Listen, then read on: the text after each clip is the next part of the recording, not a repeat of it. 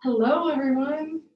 My name is Kristen, and I will be your guide for today's Bliss Break. If you're joining us for the first time, a Bliss Break is an easy mental exercise that you can do to reduce stress, manifest peace, and capture joy in your life. Each idea typically takes less than 10 minutes. It doesn't cost any money. It can be done just about anywhere, anytime, and it'll support you to become more abundant, more aware of the abundance and the beauty that's already in your life. So thank you for joining us today. We're continuing the series on the elements. So we have covered bliss breaks that pertain to water a couple weeks ago. Last week was bliss breaks that pertain to air. And today our topic is bliss breaks that surround and incorporate the earth. So I'm pretty excited about it. When we're talking about the element earth, it comes into our lives in a number of different ways. And if you're a city dweller like me, you probably need to get a little creative about being in the earth and communing with the earth as it relates to stress reduction and really cultivating that in your life. So I have a couple ideas that we can come to and use in our life every single day. And the first of which is get your hands dirty. And what I mean by that is find ways in your life that you can be one with the earth. Maybe getting dirty doesn't really resonate with you. I can totally understand and respect that. But let's talk in terms of perhaps taking care of houseplants and making that a daily ritual or some type of daily sacred practice that in the act of growing something, you are connecting with the earth.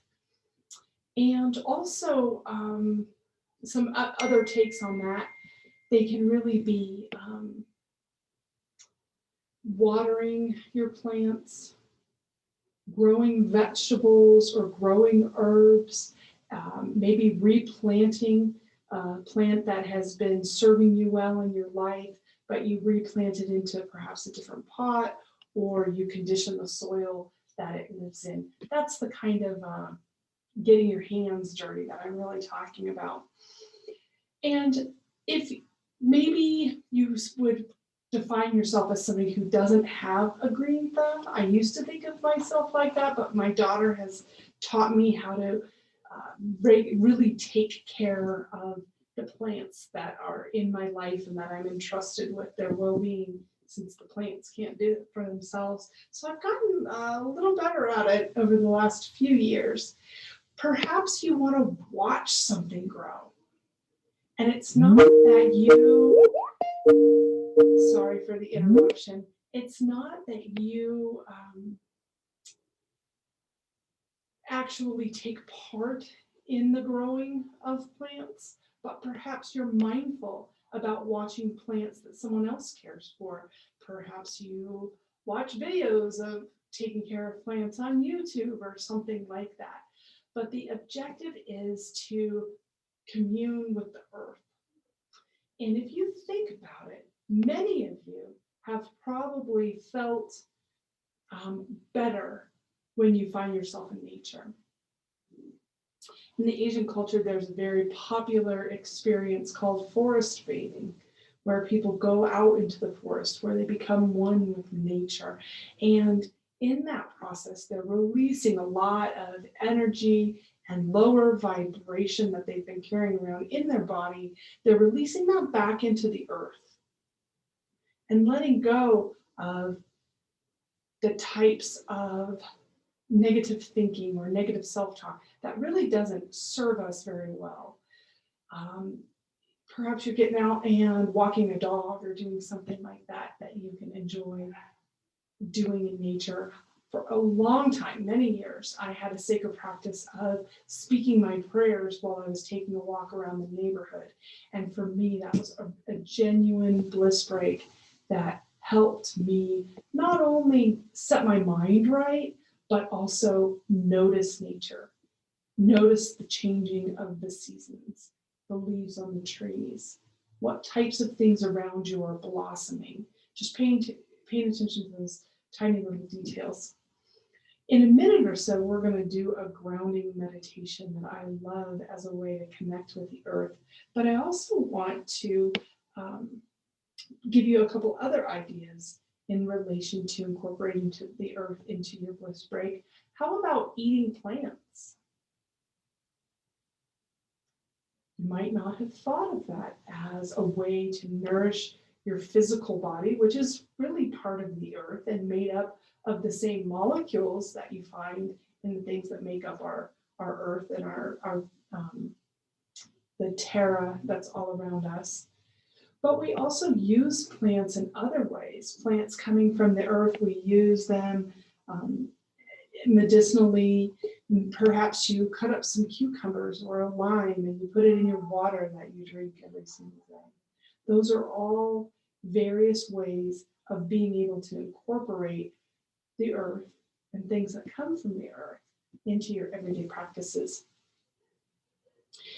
If I'm working with a client and they're not feeling well or they're experiencing a lot of anxiety, going outside and putting your feet in the grass, toes in the sand, those types of actions can really help us become more grounded, where we're not up here in our head stressed and worried, but instead we move from a space in our head of worry thinking to a whole body perspective of being grounded, being part of the earth and touching the earth.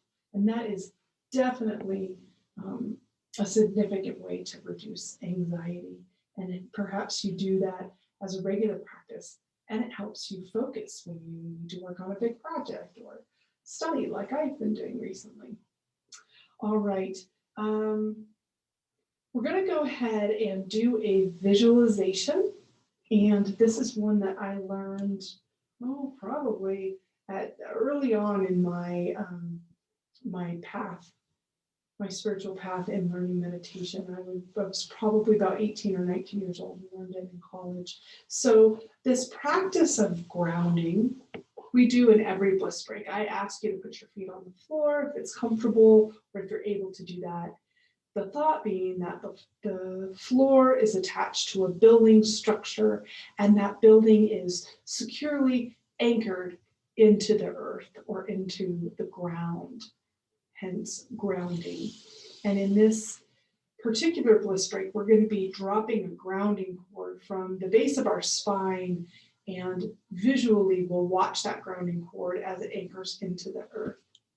So as long as it's safe for you to do so, go ahead and close your eyes and follow that closing of your eyes with a couple of deep cleansing breaths, belly breaths. Again, the objective being moving from our worry head into our grounded body space. A couple of deep breaths. And now in your mind's eye, also known as your sixth chakra, it's the center of the forehead, I want you to imagine a grounding cord. This is a cord, as I mentioned, going from the base of your spine or your seat, dropping down into the ground, past the dirt, past the building's foundation. The grounding cord keeps dropping because you're allowing it to. It goes farther and farther until it reaches the center of the earth or close to the center of the earth. And through this grounding cord, you can release any energy that isn't serving you. You can let it fall from the top of your head, down through your solar plexus, and right out where your seat hits the chair. A couple more deep breaths to back up this practice of dropping your energy over your grounding cord and releasing that energy. I want you to notice the quality that your grounding cord has. Is it a chain that's very sturdy, much like you'd find on a ship's anchor? Maybe it's more delicate than that. For years, my own personal grounding cord was a large or wide but delicate ribbon, and that ribbon would fall very gently into the earth, connecting me, mind, body, and spirit. Others have described to me that their grounding cord is like an electrical extension cord, even having a plug on the end that plugs into the earth's core, where they are able to draw energy. I always thought that was a neat description. And another one that I've loved and been able to experience myself is a grounding cord is actually the trunk of a tree and its root system that's extending from my first chakra at the base of my spine all the way down into the earth, growing and securing itself with the tentacles or the roots coming out of the base of the tree. And I've always been able to picture the strength of that tree, how at the base, that tree doesn't move from side to side. Where it hits the ground, hits the earth, it is truly anchored and steady and constant. Whatever the qualities of your grounding cord are very individual to you. And they're only important that you pay attention to them. And if your grounding cord seems or appears weak, try practicing this bliss break on a regular basis so your grounding cord can become stronger. And it can really be your go-to for releasing anxiety, sadness, frustration, all those things that we encounter on a daily basis. You can drop it right from your head, down through your body, let it pass through gently into your grounding cord and back into Mother Earth where it will be neutralized. Take a couple deep cleansing breaths as you let your grounding cord vanish, knowing you can always come back here, wiggling your fingers, wiggling your toes, and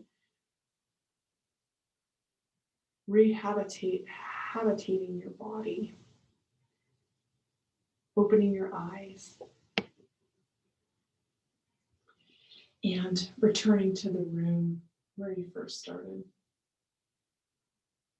I absolutely love these types of visualizations where I can just stop what I'm doing. And I could be in a parked car. I could be in the park. I could be sitting in my office like I am now and instantly drop my grounding cord into the earth and know that I'll be supported.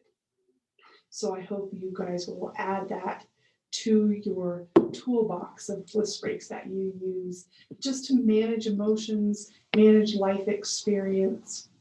And I'm so grateful that you took the time today to take a bliss break with me. Please stay connected through Facebook, through Instagram. Many of you have my personal contact information. You're always welcome and encouraged to reach out for me if I can provide any support at all. And mark your calendar. Make sure that you're taking bliss breaks on a regular basis, but for sure, every Wednesday at 1:30 Mountain Time. Thank you for joining me. I'm going to go ahead and end the recording now so we can chit chat as a group. Namaste.